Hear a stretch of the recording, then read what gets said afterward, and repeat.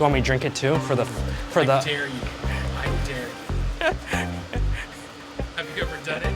I can do it. I don't mind. It's just plankton.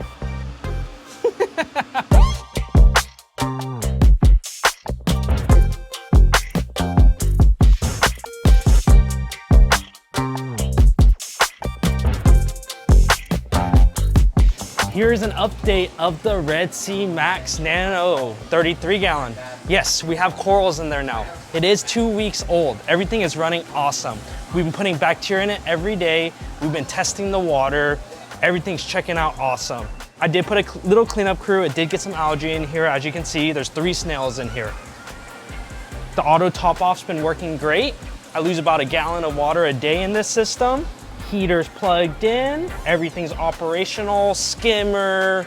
We got a fan on here. I'm gonna talk to you guys about this later. It's gonna be a hot week next week, so this is a great way to cool the system down. Holy smokes, see how hot that's gonna be? We actually just got some Hygger fans. These are awesome. As I was showing you guys up front in the Red Sea Max Nano, we actually hooked up a fan in there.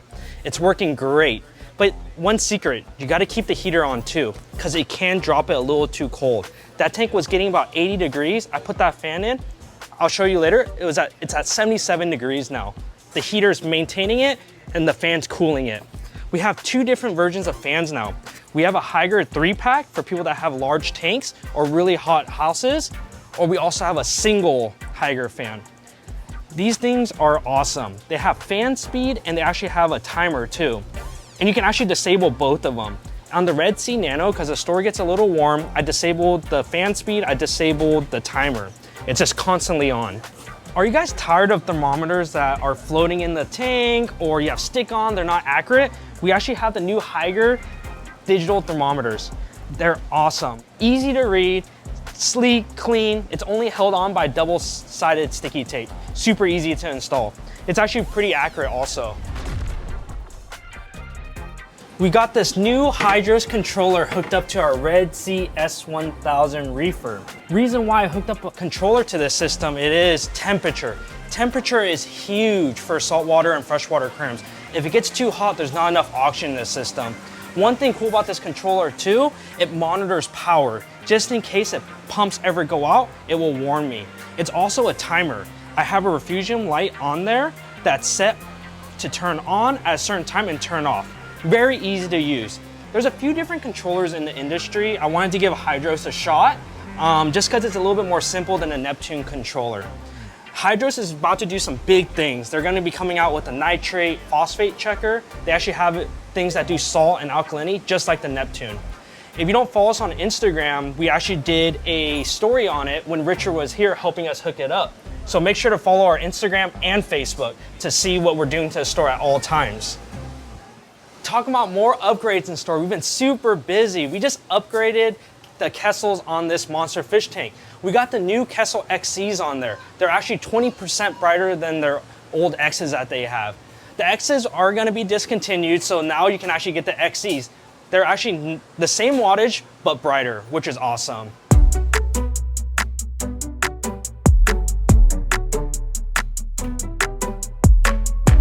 We got this new product from ZoomEd. Great for bioactive systems. It's actually blended already. It has Repti soil in it, sphagnum moss, and Repti bark. Instead of buying 3 separate things, you just need to buy 1 bag. Great for isopods and springtails.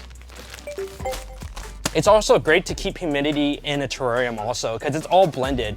Everything will kind of work together, where your mosses will keep it moist, your dirt, and your bark. So it really holds humidity really well so it doesn't dry out in your terrarium. Come by and get some. I'm actually gonna show you guys the coral food I'm gonna mix, but I'm gonna show you guys our new refrigerator we got. This is where all the pellet food and coral food's at. If you guys don't know, we actually carry TDO pellets. It's actually what we feed the fish in the store. Why we like it is because it's in the refrigerator, pellets stay soft. I'm not saying any of the pellets on the floor are bad, but sometimes thinking, I mean, it may get stale, get hard, and fish may not like it. That's usually why they pick it up, spit it out, pick it up, spit it out, because they're trying to soften it up. But you guys should really try this TDO food. Keep it in the fridge. If you don't keep it in the fridge, it has a 1-year shelf life out of the fridge. But yeah, let me show you guys what I'm gonna do to show you guys how to feed corals.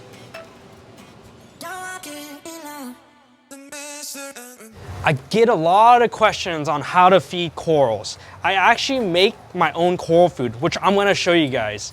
My secret is being released. This is Jeffrey's Coral Gumbo. So I use 3 products. I use phytoplankton, coral hub. You find this in the refrigerator, it's live. You wanna always shake it up before using it. I use the Red Sea AB Plus by Red Sea.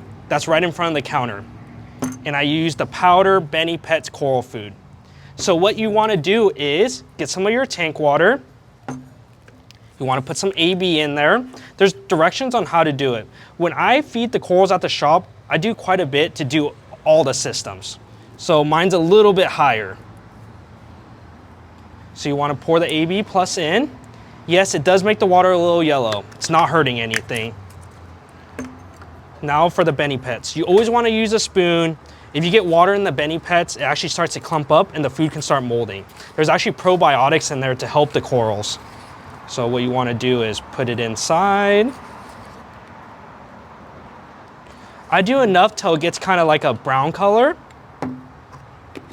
And then for the phytoplankton, please make sure it's shaked up.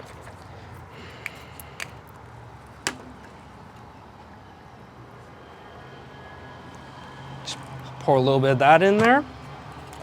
You also want to let it sit for about 3 to 5 minutes before putting in the system and just keep stirring it. Once the mix is done, I'll show you guys the response time in one of our Red Sea display tanks. Now I'm going to show you guys how to feed the corals. There's 2 different ways you can do it. You can spot feed them or broadcast. Normally for the store, because we have so many corals, I just like to broadcast. Broadcast means you put it near a high flow area and it moves around the system. Sometimes target feeding is good. If the coral's not doing well, you can definitely target feed it to give it the energy. If you really want your corals to grow, color up, you want to feed them. One thing I love about the food that we do, it's a clean food. It really does not raise up your phosphates and nitrates much. So let me show you guys actually what I'm gonna do. So I get a turkey baster. I usually put it near the high flow area to get it started. Broadcast feed it. One thing with my food that you'll notice is the response time on these corals. Feeder tentacles will start coming out. Feeder tentacles, that means they're processing the food. On certain corals, some corals they actually get longer and they're actually reaching for the food. Sometimes with the Benny Pets, there's some powder food. Your fish will also eat it as well. I'm gonna feed the rest of the corals. Thanks for watching the video. I'll see you guys next time.